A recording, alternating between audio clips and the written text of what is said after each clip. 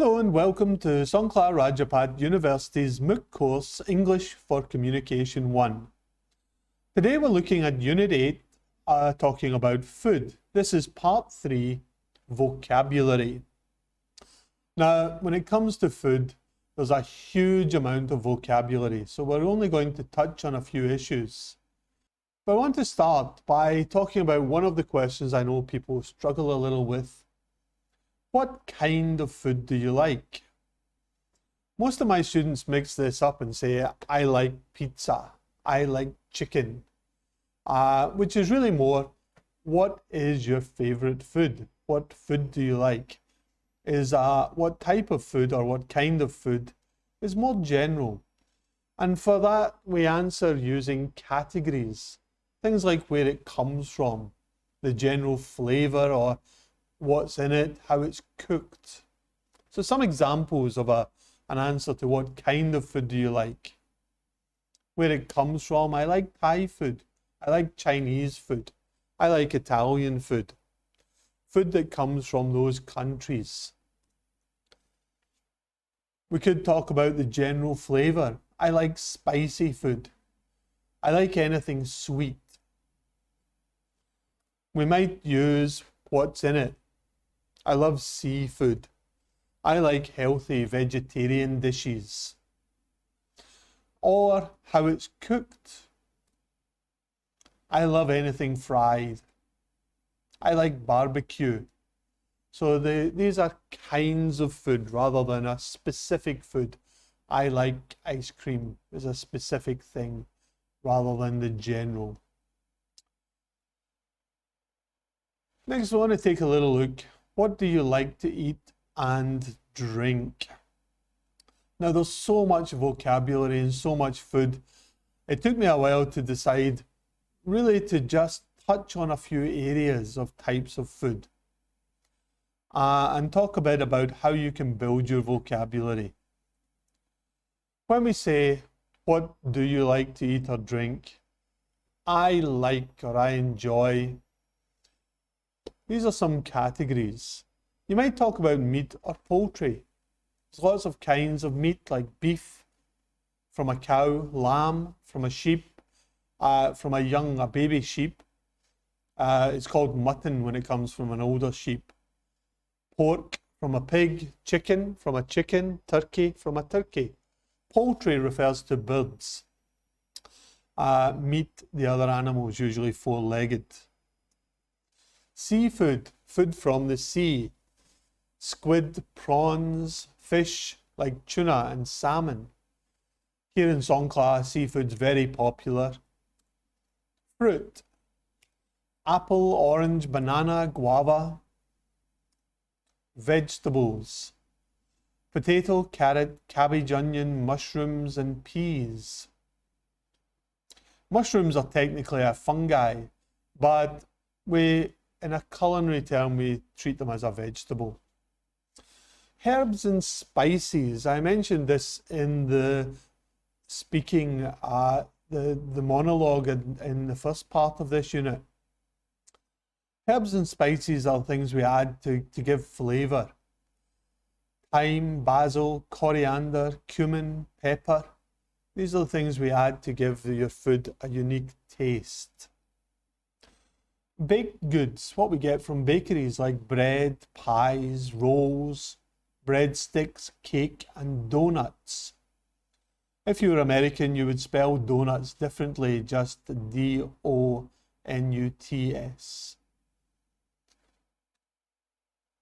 We also use words for whole meals, something that would be your breakfast, lunch, dinner, or your supper, brunch, or a snack. If you go to a restaurant to order a meal, you would have some full things like steak and chips, spaghetti bolognese, Hawaiian pizza.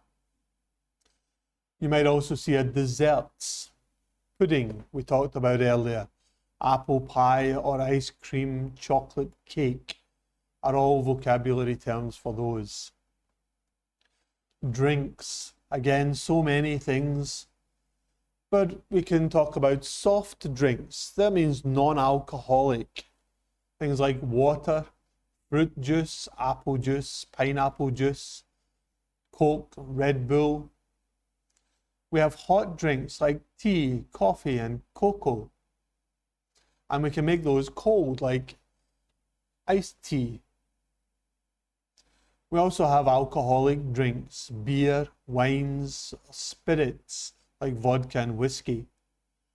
So there's a lot of vocabulary out there.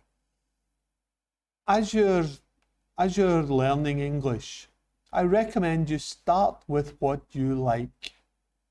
Every time you're eating, think about the food you're eating. Do you know what it's called in English? And if you don't, look it up. Start building a vocabulary of different fruits and vegetables. One of the things I wanted to highlight, in the last part of the video, I mentioned some of the things you'll find online.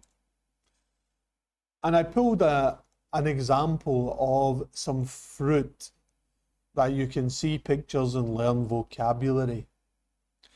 I often don't like using these in Thailand because they're not really designed for Thailand. There's a lot of fruit on here you, I'm sure, recognize, but there's probably things you don't really recognize. But I do. We had them in the UK, we used them a lot. They're designed for English speakers. You may see durian, for example, the king of fruits. It's not on here, but it's everywhere in Thailand. Grapefruit and nectarines are on here, but I would challenge you to find them in Thailand. So you can find lots of information like this, but they're designed for other audiences. So as you're learning, go slowly, use your dictionary, ask people, and search specifically for the things you want to learn about, so you can use vocabulary relevant to you. Another example of this that I want to highlight is the last part we're going to talk about for vocabulary, which is describing your food. Now, I chose this particular little picture I found online because it gives some good words, but it also has some things that are, to me, just wrong. And I want to highlight, as you're learning, don't trust everything you see. So here we've got some examples of words we use to describe meals. How is your food? It's delicious, the common answer everyone gives when they first start learning. Tasty or yummy also mean really nice. But if the food's not so good, we can use disgusting, awful, or horrible. Individual tastes. We have different flavors and some examples of that. Savory. You might see that now represented as umami. It's a kind of flavor of meat and things like that. It kind of means delicious. Salty, lots of salt. Sweet, cake and dessert, sugar. Sour, like lemons. Or bitter, like coffee or bitter gourd. We can also use things like hot and cold, peppery and spicy with lots of chili or pepper, which is sort of in Thailand, prik thai. Fresh, describing vegetables. Rich, strong or tasteless, no flavor. Textures. Texture's what something feels like. Crispy, which is good if you're eating crisps, Lay's. Not so good if you're eating meat. Tender.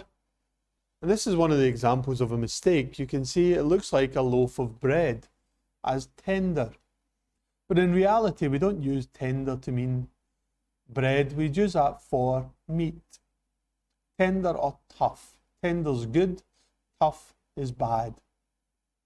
smooth, creamy, chewy, oily, fatty, and greasy to describe food. And we also describe the smell. Stinking, fragrant, or smelly. Stinking and smelly are bad. Fragrant is usually nice. And you might buy jasmine rice or Thai fragrant rice, where fragrant means a nice smell. So it's giving lots of words there you can use, and sometimes they're not, for me, exactly right. Fresh is not really a taste to me. I would use fresh to describe things like vegetables. Fresh vegetables are crisp, a texture. The fresh lettuce is crisp, not soft and soggy. So these are all words you can use. As you're learning, gradually build up different words you can use. Try describing your own food. Instead of just saying it's delicious, try saying, oh, it's really tasty. It's sweet and sour. It's got a bitter aftertaste. Try and add the words to build up how you talk about your food and make your English more interesting. Thank you very much for watching. I hope you found some of that useful and you can use some of the vocabulary. Please do try the post test to check your understanding. Goodbye.